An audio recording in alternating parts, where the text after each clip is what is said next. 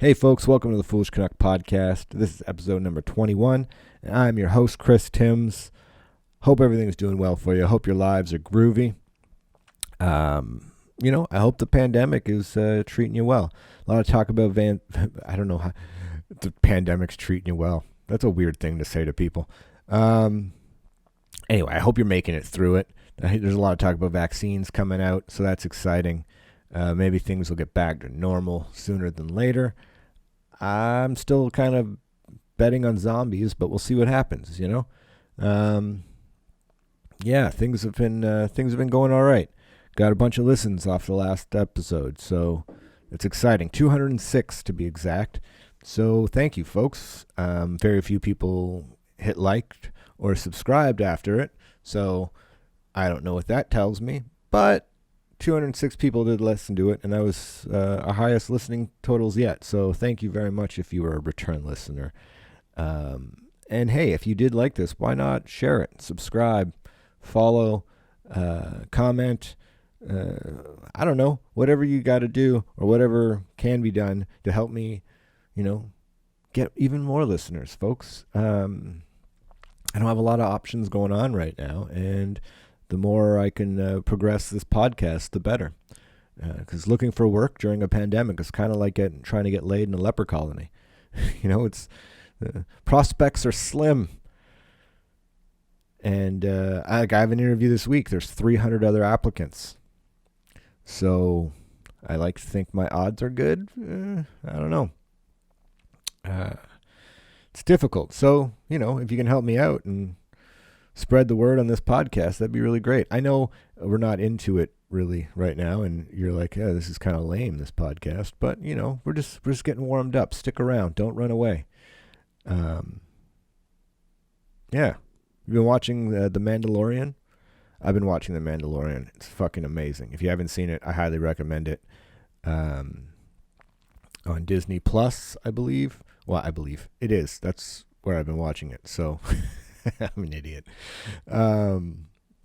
It's a great show, but it's really funny how divided it can make people.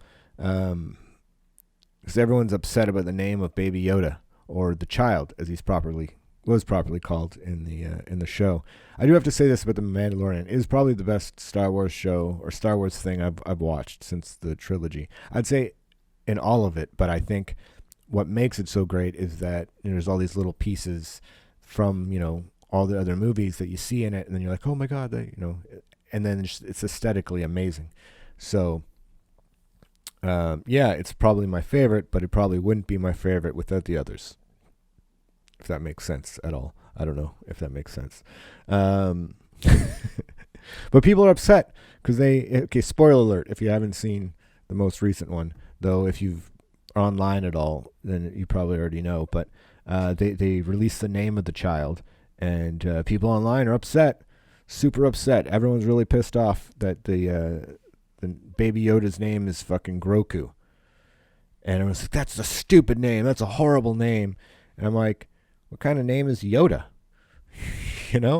Also, it's a fictional character. There's no need to get upset. And in a galaxy far away, they probably think Steve is a shitty name. So, just enjoy the show and stop nitpicking at every little thing in life. Like, that's how you take the joy out of everything, is if you nitpick every little fucking thing. But, we live in a divided society, so every little thing has to come down to, an us versus them scenario. It makes me, wonder, when did, if someone came out and was like, well, I don't care, about the name, and then you'll have, pro Grokus that were like, no, it is Groku. You should be happy that it's Groku. And then you'll have the anti-Grokus that are like, no, fuck you. It's a stupid name. They should cancel the show and kill the person who wrote it. And then you're like, holy fuck, you can't talk with any of these people. And it makes me wonder, when did being a moderate become a bad thing? And I think in today's society, it's very much looked at as a bad thing. Which makes no sense to me, because in life, you're told we should never make a decision when you're pissed off, really depressed, or overly emotional. You take 5 to calm down, you go for a walk, you sleep on it, and then you proceed. So why in society should we bend the will of those on the extreme right or the extreme left? The overly emotional of the political spectrum, if you will. Like, I can understand owning a gun, though I don't think anyone who wants one should be able to get one, nor does anyone need to own a goddamn bazooka. And I think racism is fucked up. No one should be judged by the color of their skin, but I don't think you go about ending it by telling white people that their opinions don't matter. I promise you, 70 million people who voted for Trump aren't all racist. In fact, I wager most of them are not, but I bet a chunk of them were like, my opinions don't matter? Fuck you, and then voted for Trump out of pure spite. I'm also certain that majority of the people who voted for Biden aren't all woke cancel culture gurus or whatever. But those who scream the loudest and attract the most attention are the ones who hijack the narrative. Then it's no longer about having conversations and working things out. It's about us versus them, and whatever side you're on, the other side has to lose. It's like, I don't know, it's shameful, really, if you look at it. Like, living in society should be like living in a relationship or being in a relationship. Like, we all need to compromise, make decisions with level heads. Like, it's okay to let emotions guide you. It's how you progress in relationships. But it's also good to have a friend who can be like, hey, man, I'm really happy that you're finally ready to settle down. That's really awesome. It's just like, are you sure this is the one? I mean, her ex went missing and she owned way too many large cats. Then this way, you don't end up taking wedding photos on all fours wearing a cat leash. In societies, moderates are supposed to be that friend. Like when you have one side wanting to defund the police and the other side full on militarizing the police, the moderates step in and say, okay, I hear what you're both saying. But if we defund the police, how does that address the issues of brutality and racism? And if we full on militarize the police, well, okay, Bubba, then the man is more likely to find out whatever illegal shit you and your buddies are up to, not to mention better equipped to storm your little compound there. What if, hear me out guys, what if we reform the police?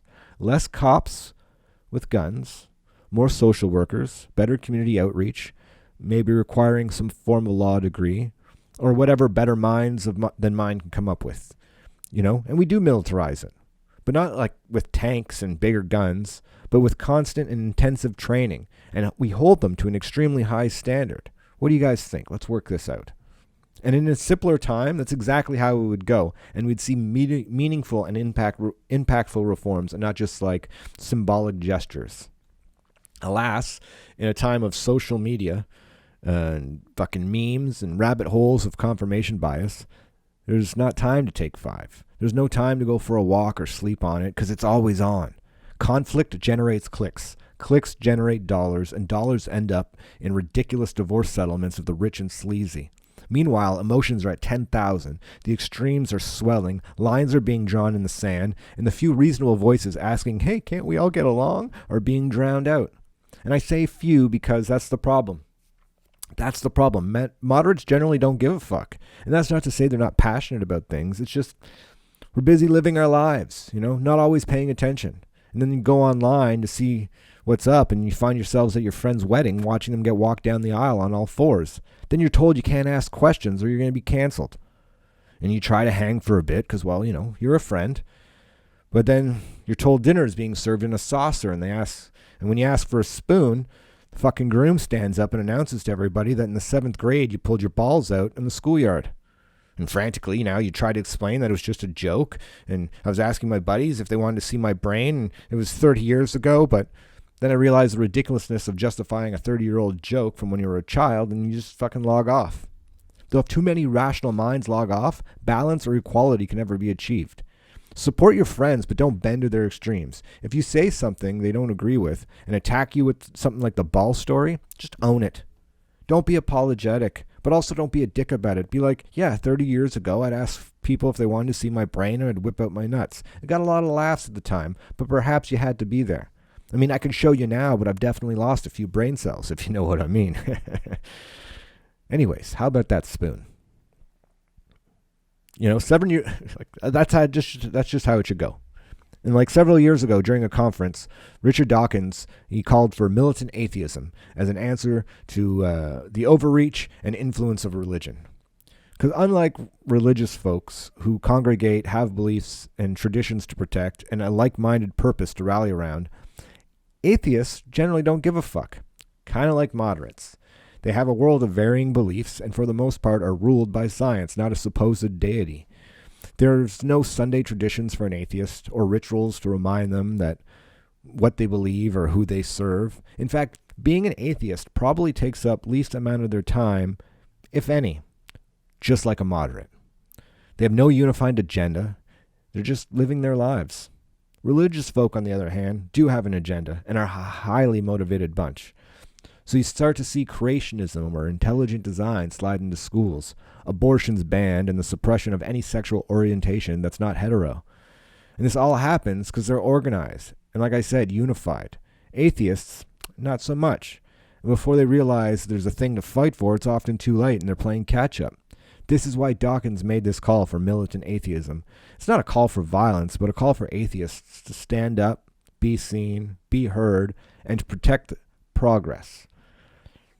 Extreme right or extreme left, it's no different than religion. And I suspect in many cases are replacements for it.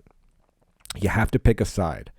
Atheists are the devil and fuck moderates. But to that I say no. No. With all respect, fuck you. This idea, you have to pick a side, it's us versus them, someone has to lose, is absolutely ridiculous. Let's just say one side wins, whatever that means. What do you do with everyone not on your side? Do you cast them all out of society? Do you kill them? Would you pull the trigger? Yes, there are evil people in the world, but there are far more confused, uninformed, misinformed, manipulated, and folks who've just been straight up lied to their entire lives. And for me, it's hard to condemn someone for circumstance. Like, that's what you always hear. It's like you can't condemn someone for something that's beyond their control, and yet we're constantly condemning people for things that are beyond their control. You know, I'd argue it's not so much of a white versus black or a racism issue as much as it is a rich versus poor issue. And like, I don't know. It's hard for me to condemn people for a circumstance that's difficult. Like, I believe bad ideas can be defeated with good ideas, just as anything else. Love, compassion, and understanding will defeat hate, bigotry, and ignorance. Compromise, though, is key. It's a key in any successful relationship, as well as communication and civility. These three things, though, the extremes of either side are seemingly incapable of right now. So this is my call for militant moderates. Folks swayed by evidence, not emotion. Again, this is not to say they're not passionate about things, though they show restraint opposed to fueling the fire. Like, I'm going to be honest with you folks. I can't count how many times a day I want to call someone a fucking idiot. Or I start typing out like a comment on someone's ridiculous meme or post or whatever that they've shared on social media, and I go on this fucking tangent. I write this manifesto about how their worldviews and their opinions are absolutely toxic and ridiculous and they're worthless, and I delete it because what's the point? Like, what is that going to achieve, right? What is it going to achieve? It's not going to achieve anything. We need to be more civil, right? Choose our battles. Like,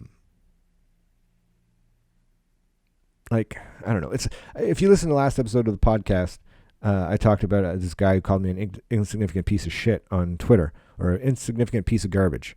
And I didn't attack him. I didn't go, no, you're an insignificant piece of garbage with shit on top. I wished him a nice day. You know, I showed him love and compassion. Sure, I didn't win the argument in the end or anything like that. I mean, not in his eyes anyway. I believe I did mine.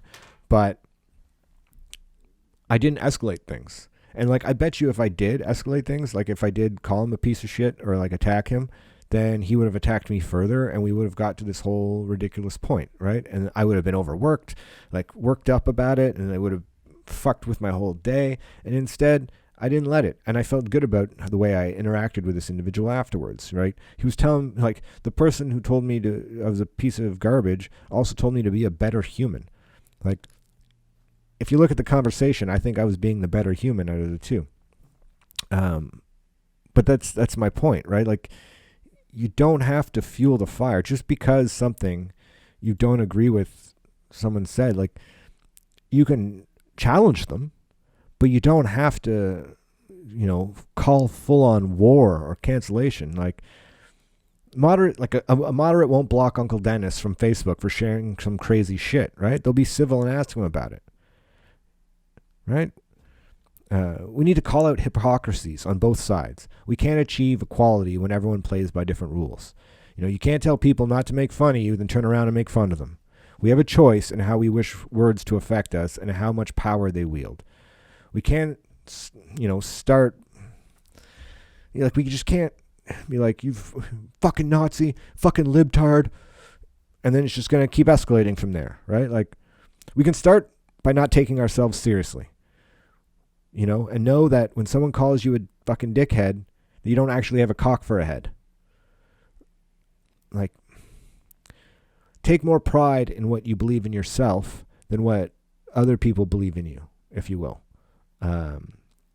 It's like a moderate will give all opinions a chance, no matter how batshit crazy Uncle Dennis makes them, right? And like I said, they'll combat the bad ideas with better ones, while also encouraging the good ones, right? When rational thought seems impossible, you disengage. You just completely stop reacting to any nonsense they say, share, or post. You don't block them. You don't delete them from your lives. You just simply ignore them for a little while. And when they say something or do something or share whatever, something that's positive, you re-engage and you show some compassion. Positive reinforcement. Over time, it's how you really change hearts and minds. We want to change more than one heart, I know it's harder for a person of hate to hand it down to their children when they don't have ammunition like, your opinions don't matter or whatever. A little love applied in the right places and a lot of hate will eventually die off. And we need more folks who are willing to listen, understand, and forgive, to be louder about it too. Vocally calm and tempered, but stern in their resolve. Like, if someone fucks up and makes a mistake, you don't have to ruin their lives. You don't have to attack them. Like, be like, hey, you fucked up. And then they're like, oh my God, I'm really sorry, I fucked up. And then accept their apology. Don't be like, I would accept your apology, but, the side I identify with, the lefties over here, they're not going to appreciate it, or the righties over here are not going to appreciate it, whatever it is, right? Like, if you're afraid of making an action because of how other people are going to interpret that reaction, like, fuck them. Like, if you're making the actions for, what's right in your heart and what's good for all, right? Fuck them. Like,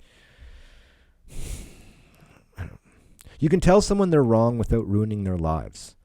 Not every social infraction deserves cancellation. Some people just fuck up, right? And there's like far more folks out there with things in common than there are with that divides us. We all have more allies than we realize, right? And moderates can bridge the gaps and keep things going.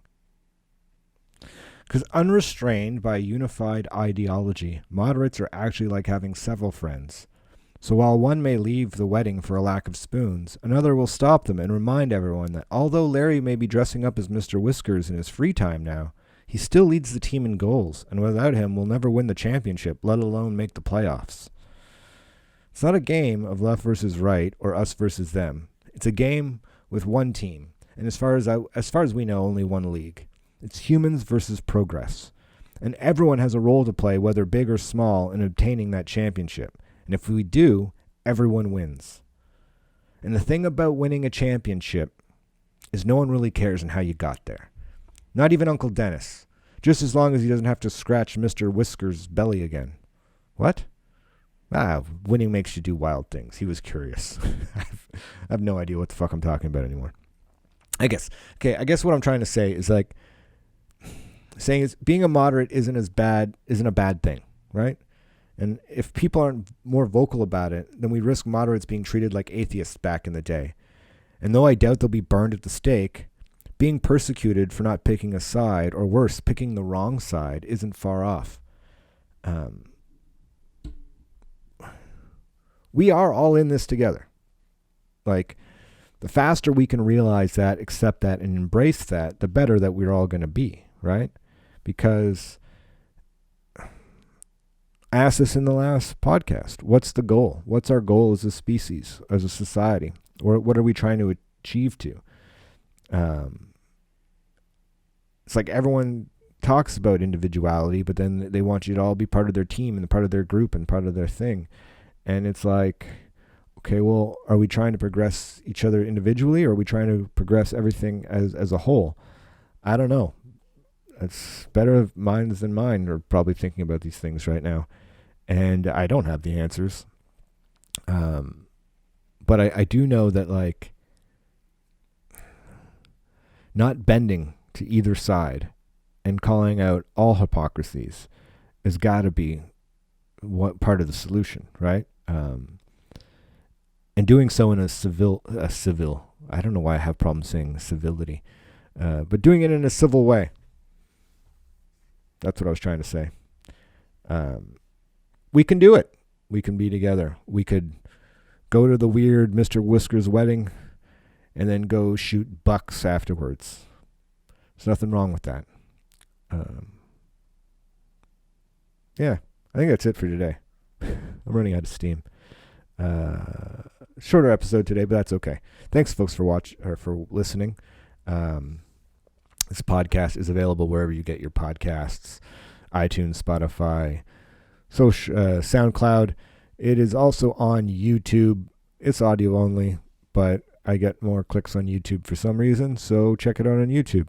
I have some other stuff I'm working on, as always, that may or may not come to fruition. And I'd love to hear from you folks. So hit me up, right? On Twitter, @FoolishCanuck. The Facebook page is Foolish Canuck. The website, www.foolishcanuck.com. You go to the contact page. You can send me a message. The website hasn't been updated, but you can still contact me through it.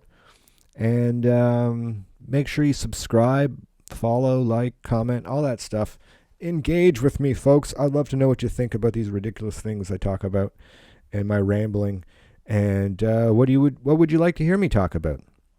Or maybe you want to have a conversation with me, or you want to be interviewed, or whatever. Engage. I'd love to hear from you folks. Thanks for listening. I hope you have a great day.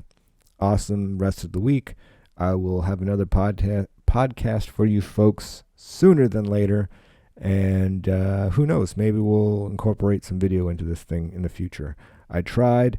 It didn't go well, so we re-recorded this audio version. Yeah, so I tried to recreate a lot of my thoughts, and I don't think I got them all, but that's okay. Thanks again, folks. Much love. Have a great day. Talk soon. Bye-bye.